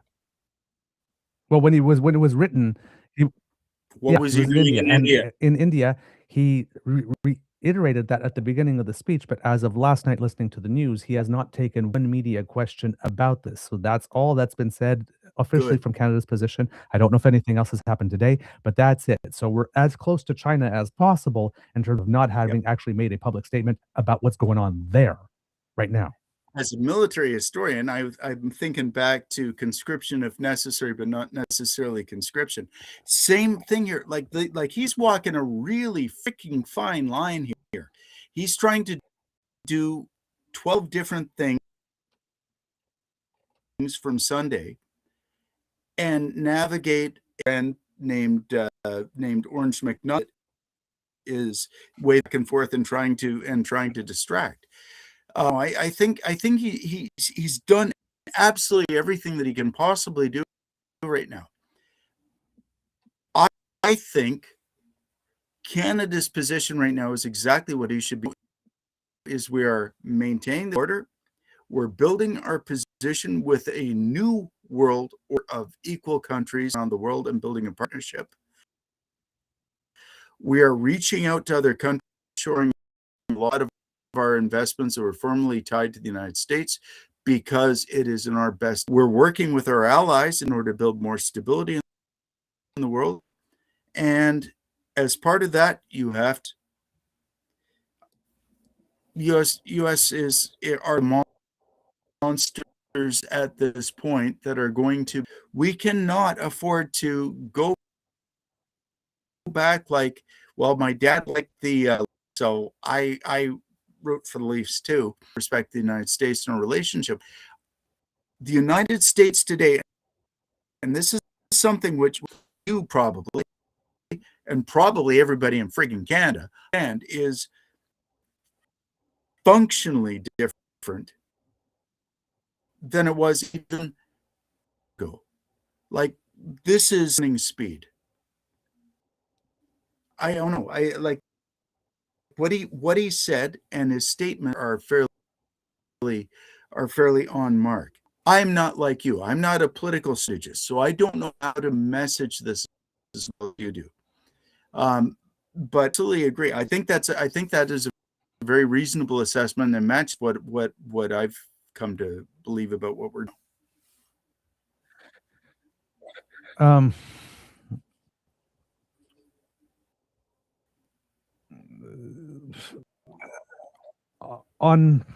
don't know how to phrase this.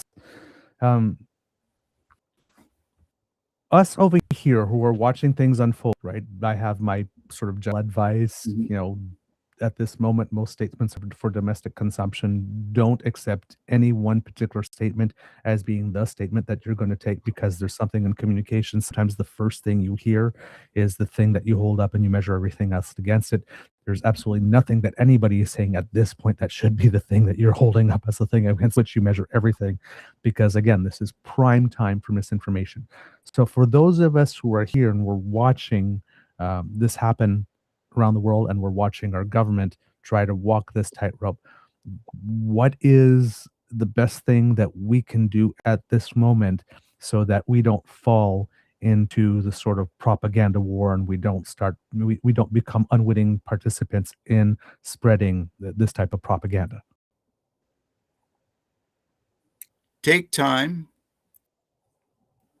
listen to what's being said, pause, and think about it and sleep on it. If there's nothing that we like as individual citizens, there's nothing we can do to affect the decisions that are. We can only deal with how we respond to them. The basic facts of life are always still going to be the same. We're concerned with families and our friends and our communities. We're here to work together to try to build a better country. These issues will happen, like weather. My advice to everyone is to keep your head together, work together with other people, vent when you can, because this is an incredibly emotional problem. I mean, I have mornings with my heart pumping in my chest, and I'm terrified on the computer. These are difficult times. I don't think in our history as a species, actually being in a position where so much information, good, bad, or indifferent, where it happened 24/7, and we had a break from it. I was lamenting to Dad the other day that George Orwell 4, like if he came online today and we suddenly popped into the blogosphere and saw what was happening, he'd be like, holy crap, I really didn't do enough about this. We're living in incredibly stressful times. I guess, I don't know, I would just say anything that happens and you're online, any news that comes out, don't about it at the time, accept it, try to understand it, verify it, do critical thinking skills on it, sleep on it, and then try to figure out tomorrow. This is sprint. This is going to take years to deal with, no matter how it goes. It could get worse. It could get better. I'm a negative this way, I think, but so my view might, and I apologize to anybody if I upset anybody with any of my, that's not my goal. I'm just speaking from what I'm thinking. But if we work together, if we lose our heads as a community and as a group in a country, we can get. I mean, like 9/14. Everybody thought that the world was ending. It was Armageddon. I think the book was Marching to Armageddon was this book.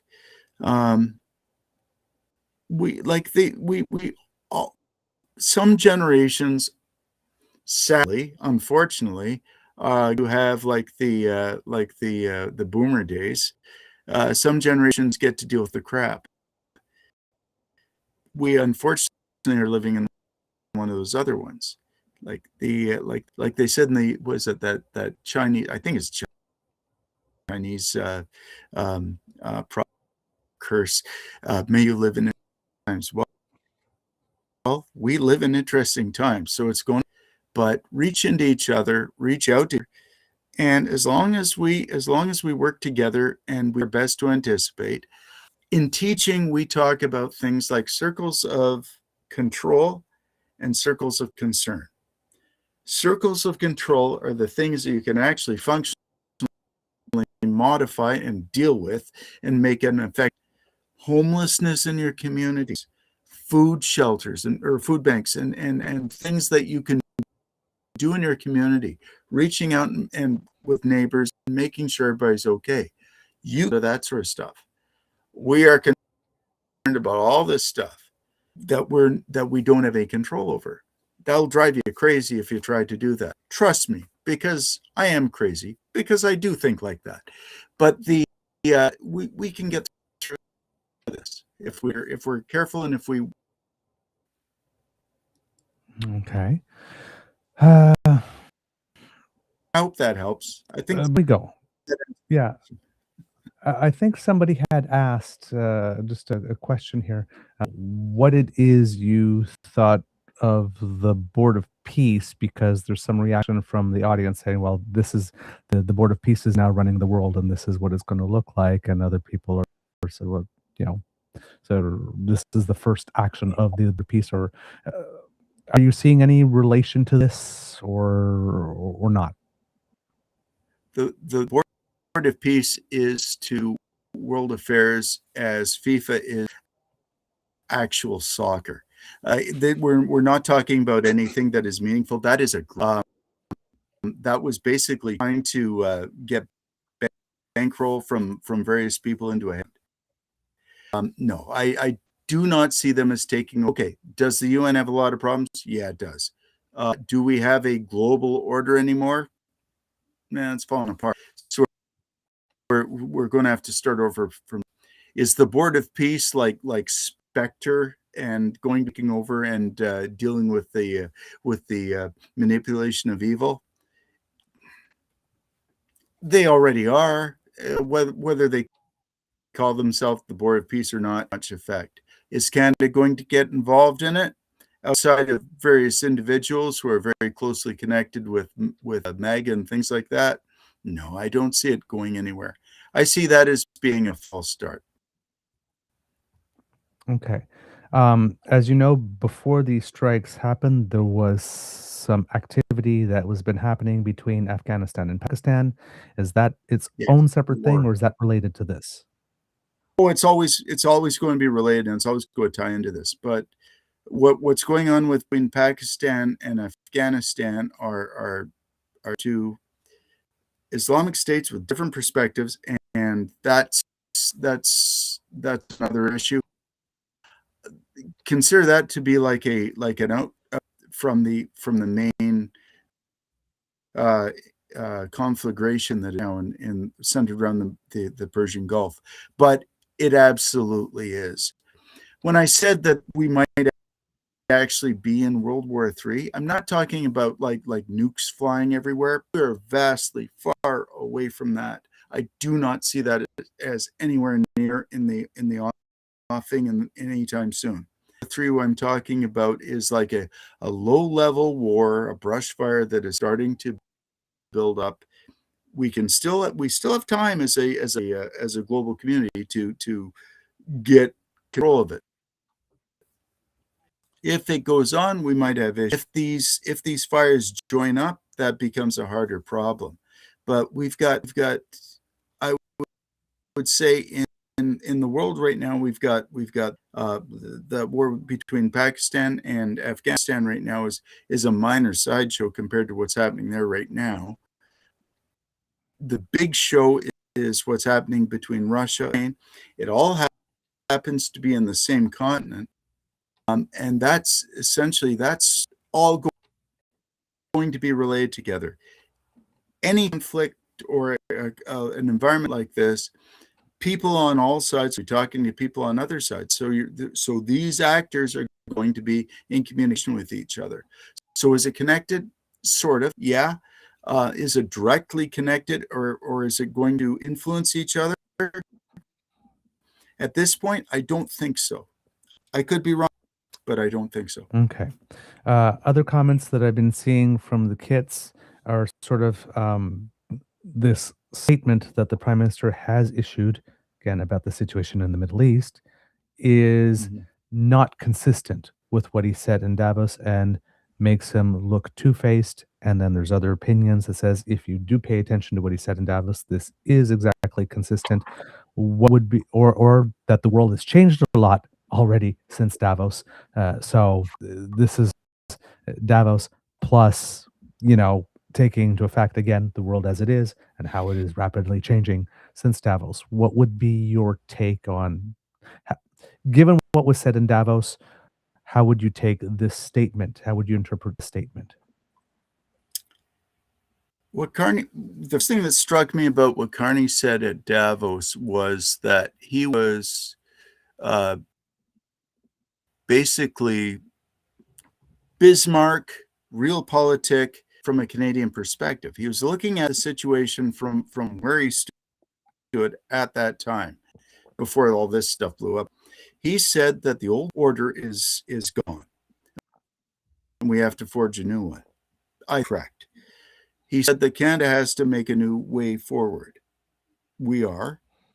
He was absolutely correct about that. Today, he reacted to a situation and he said, we support that these countries shouldn't have nuclear weapons because it wouldn't not be a good idea for the world.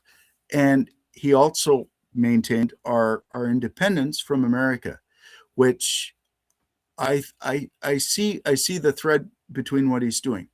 As you know better than I do, because you did this stuff a living, the notion of having of diplomacy is somebody to go F themselves without actually telling them to themselves where they're actually thanking you at the end of the. Yeah, if you do it really well, they thank you. Yeah, it's hard. He's walking a massive tightrope, and I do not envy him his job, and I'm very impressed with the messaging so far. If you do it right, and speaking as it dealt with fights in the schoolyard and things like that, sometimes the best solution is you walk away and both kids hate you equally. If that is the way to play this game, that's the best way he plays it. Right now, any Canadians who are committed to operations with respect. We've got some people who will be in theater because we've got diplomats and people all around the world. So, of course, there will be Canadians always involved in this stuff. And people on military exchange, for example. Yep. But we are not committing any forces to this. We are not going whole hog in or anything else. We're not backing this play. So he is basically doing what he can. My basic thought is what he's trying to do is play for time. We massively have to play for time as a nation right now because we are nowhere near ready to face the war that I feel and I fear is going to be coming at us in the next 5 years. We're not able to we don't have the logistics, we don't have the doctrine, we don't have the training, we don't have the systems yet. We are in a very vulnerable state. This is kind of like in the 1930s, in the mid-1930s. People criticized Chamberlain. Okay, he was doing it for quite some different reasons. I agree with that, but criticized Chamberlain for appeasement. What Chamberlain did, though, while he was doing the appeasement thing, was he buying time for Britain to gin up its entire industry in order to build the production of weapons of war to essentially win the Second World War and save Britain. That's what I see happening here. We're buying time right now. It's not in our interest to go down to Washington and say, jerks, and we don't want to be more, and we don't like what you're doing, and go FYF. what we need to do is we need to not buy time and pick our battle. And that's what he's doing. I saw that when that came out, when he first said that, the first thing that came in my mind was like, what the hell did he say? Why did he do that? And then I thought, okay, this is difficult. He's not saying exactly, and to be quite honest, he's probably not what he personally believes. He's saying the message that is in the best interest for Canada. What you do if you're doing diplomacy correctly is you looking at, okay, what are our options? T-chart the pluses and minuses of what we can do. What is in the best interest of Canada? This is. I don't like it. It sucks. I'm not overly happy with it, but it's the best of the worst alternative. We're living in the age of suck. So we might as well embrace the suck and try to do our best. All right. And I think that's a good way to end this here. Thank you, mon frère, my friend, for on quick notice coming in and doing this, because I thought it was important to try and get a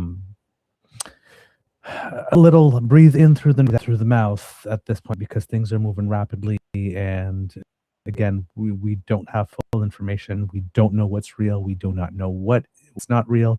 Again, plenty of room for misinformation, and plenty of people wanting to rush in with a hot take on how we should interpret, and we should be for or against the prime minister. We should be for or against various nations. Whether I've heard criticisms from about Starmer and Macron and Mertz and everybody. Not good enough, better enough.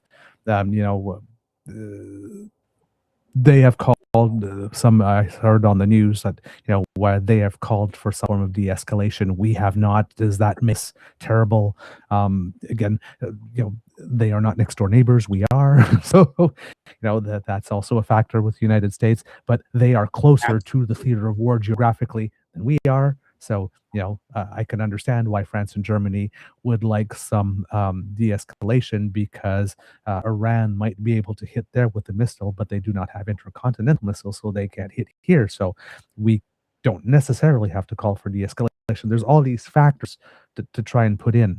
But yeah, I think your perspective here of remembering that no matter what position we're taking in terms of a global leader and wanting to lead the world, the prime minister's first priority, of course, is to take care of Canadians' interest first, and then what else he can do to move chess pieces around the world. And I'm glad that you made the distinction that what he is saying officially on behalf of Canada may not even be what he personally believes. So we have to not necessarily associate official statements from the government of Canada as being the personal view, Mark Carney, the person. Yeah. And that's something I missed in my analysis completely that you brought here. That gives me, well, let's put it, that gives the optimist in me rather than pessimist in me something to hang something on. That and if I factor it into everything else I know about him, about being a pragmatist and somebody who's a risk manager by training and formation and work experience, whatnot. I mean, if there ever is a risk management situation, this is it at the moment. So going as far as you can go while not wanting to take on any additional risk, and then being clever enough with words that you can look like you're not opposing while not actually supporting. It's a dance I do not understand. Right. Not do. It's like it's like having 8 legs and trying to dance on all of them at the same time. And it's like I said, I do not envy any world leader at this particular time, because I would not be surprised. I do not know anything about really how the people in China think about what's going on, but surely there's in China some people thinking like, well, our government hasn't said anything anything about this yet. It's like, why aren't they? Shouldn't they be making a statement? They should be making a statement now. They're maybe just at the liberty of saying, why are you not saying anything now? Whereas we are. Yeah, it's this is fucking weird. It's there are words that I would use. I'm not going to use on your channel because I don't want to get you demonetized. That explains this, but it is a mess. Yeah. All right. Please, I know I don't have to ask you about this because this is your bag and this is your thing. You're going to be keeping abreast on stuff. But if there are major developments of any kind or critical points, definitely please do just like send me something. So Will do. Multiply this week to the Kingston area, go down visit my sons and ammunition and whatnot. It's not going to be as long and drawn out. It's going to be fast and furious, and things are going to be shifting relatively quickly. So if there is something that seems to be like a critical moment, just lift your hand up and we'll make time. Will do. Also, please, if you decide to tour, just do me a favor. If you decide to tour a combat zone again, please let me know in advance. Please. I really did. The sun. You had me worried there, son. I don't know if our I've never been in a situation remotely close to that. I mean, Alex, grew up in Romania and was there during the revolution. It was easier for you than it was for everybody else here because you knew when you were in danger and you knew what was going on, and everybody else back home, what the hell is happening 24/7. So just do your best.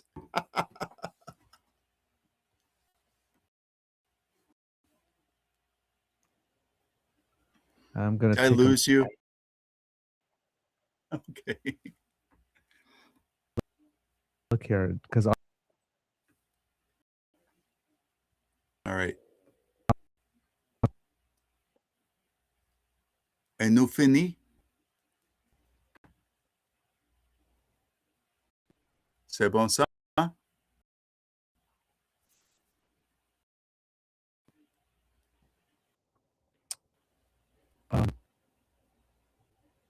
Audio's gone. Not sure what's happening. Who knows? And we are completely. Oh, there we go. A little movement. Well, shit. Okay. What I'll have to do is upgrade my freaking modem, I think. And my dad's modems. So it might be a modem connection thing. Okay. I don't know how to do that yet. For me, we cut out on sound saying war zone and then conflict zone, and you were about to say something. Oh, like conflict zone. Yeah, don't go touring in combat zones without talking to me first. Just so I don't lose my mind worrying about you. Oh, you were very, very wonderful, and yeah, I'm glad you got back safe. And like as far as such things go, from a journey, that is gold. So use it, my friend. That is because we had asked our neighbors to help, and they expected us to be back at a certain time, and we had no way of letting them know while we were away that we weren't going to be back yet. So your concern and your support were absolutely wonderful, sir.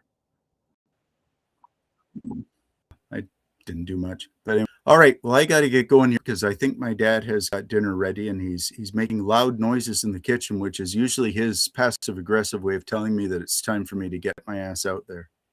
So I better get going. All right, friend.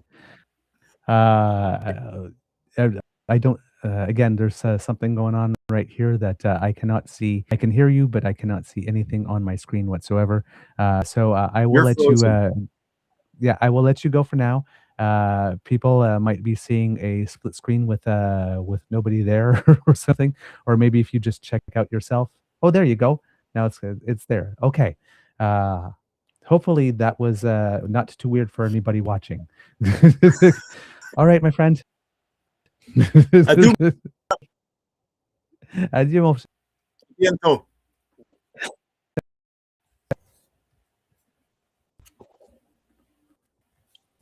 All right, kids and cubs, I'm sorry for what has been happening in the last couple of minutes. I don't know how much of that guys got or didn't get because everything at this end completely froze, and there was a time where I couldn't even hear Kit Hugh talk. So hopefully the end of that wasn't too weird there. But I'm seeing Frozen Beaver here. Yeah. So for those in case it didn't get through as we were signing off, and I'm frozen again. So yeah, all right. Um, let's just. He was saying next time I go into some type of a zone or area where there would be some upheaval or unrest to let him know first, so he wouldn't be so worried. And thanking him and I was thanking him for the support that he offered during the time I was away. Kids and Cubs, that's the end of this special episode of the True North Eager Beaver Interview Project. We hope that you love listening to this because we love making this. You are able to breathe a little bit easier. I have no idea what you guys are seeing. All right.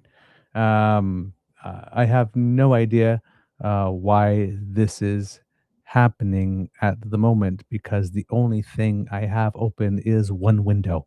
It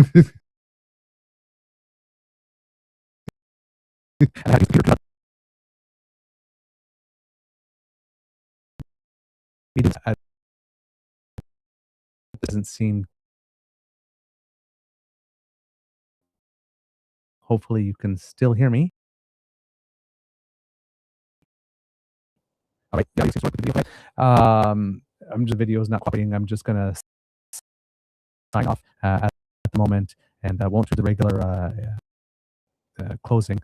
Just wanted to say a happy birthday to Kit Mo. I thought I was belated because I know it's the 20th next year, so I don't know if you celebrated on the 28th or the 1st. According to you, it's today, so not belated. Happy birthday.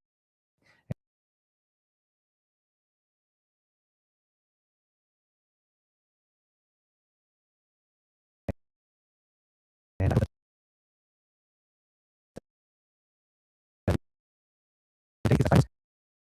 I'm not asking where I bought these at the moment. I'm just asking you for to go to our site and our YouTube page and click on subscribe if you can, like and share, in order to help us with the algorithm. That would be fantastic. And hopefully the QR code will appear at some point on the screen. And also, Kits and Cubs.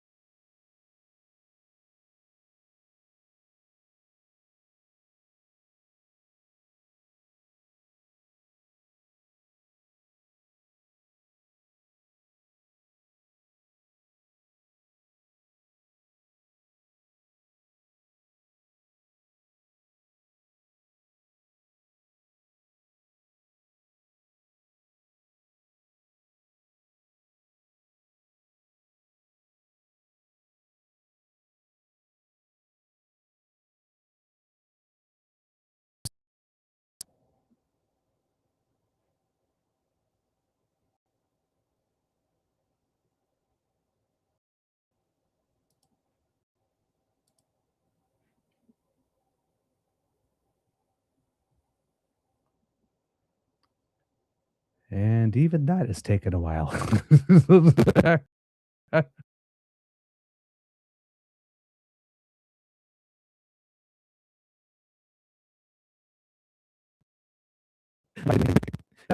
Hi. The stream will end.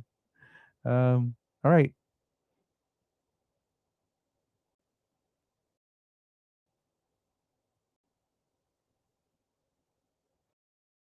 This is really weird. Talk about not sticking the dismount. Wow. Okay. One day back and Restream is already making my life difficult. Thank you so much, Restream. We're really getting our money's worth here. Oh boy. Nothing is happening when I click end stream at all. Very weird.